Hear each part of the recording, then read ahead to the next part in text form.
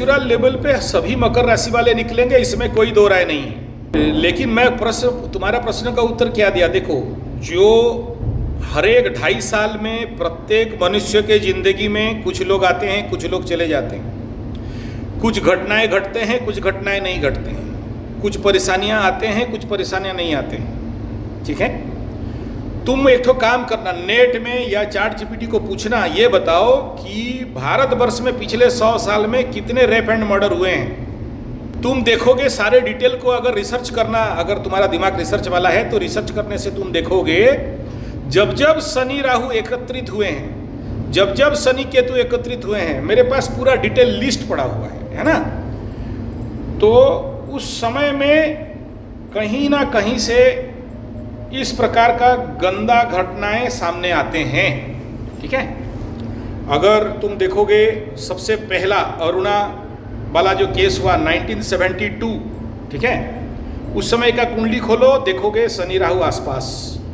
1990 मथुरा बलात्कार वाला case, Maharashtra Chandrapur jail वाला जो केस था, वो 1990 शनि राहु एक साथ मकर राशि में। ठीक है, उसके बाद देख लो 2012 शनि राहु आसपास, वृश्चिक में राहु और तुला में शनि। ठीक है, 2019 देख लो शनि और केतु धनु राशि। 2020 देख लो शनि राहु धनु राशि क्रॉस ट्रांजिट। ये विगत 50 साल के अंदर का कंडीशन तुम देखोगे और इनका कुंडली को तुम खोल के देखोगे, जो सबसे ज्यादा इसी समय रेप एंड मर्डर महिलाओं के ऊपर हुआ है। ठीक है, रंगाबिला रेप केस को भी देखोगे, जो दिल्ली वाला हुआ, तुम देख लो शनि राहु एक पास आसपास आने से। अभी क्या बोलोगे, उत्तर क्या दोगे कि भाई अभी अच्छा हो जाएगा सबके लिए? अच्छा हो जाएगा फॉर योर कर्म।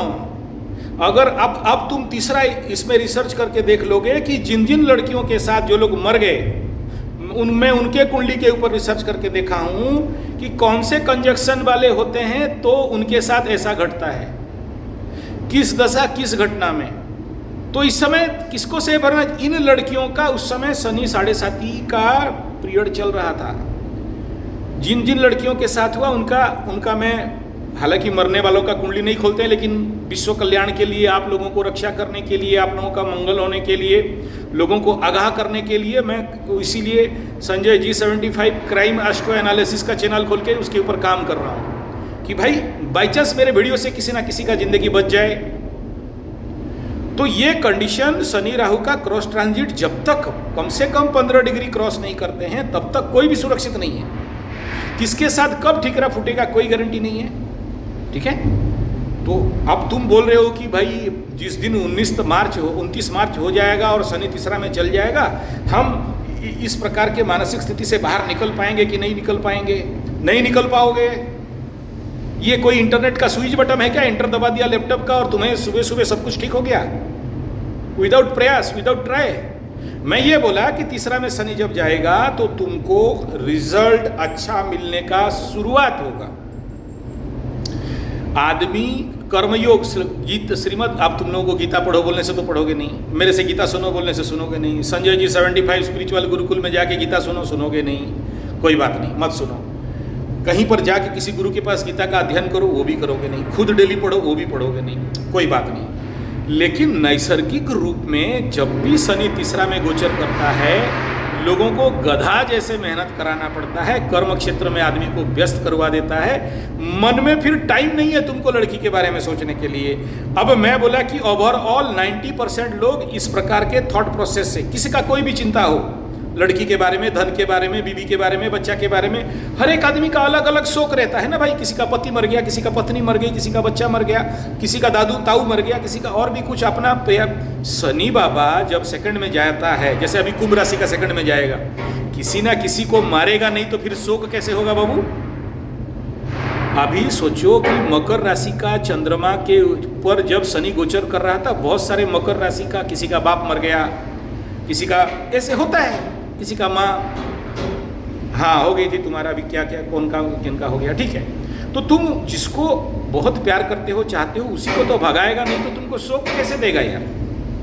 तुमको दंड कैसे मिलेगा? तो मिल गया। अब ये तीसरा में जाने के बाद वो सारा चीज़ डिलीट कर देगा। क्यों डिलीट करेगा? क्योंकि उसको अभी तुम्हारे लाइफ के मोड चेंज हो जाते हैं, ठीक है? तो ये नेचुरल निकलेगा।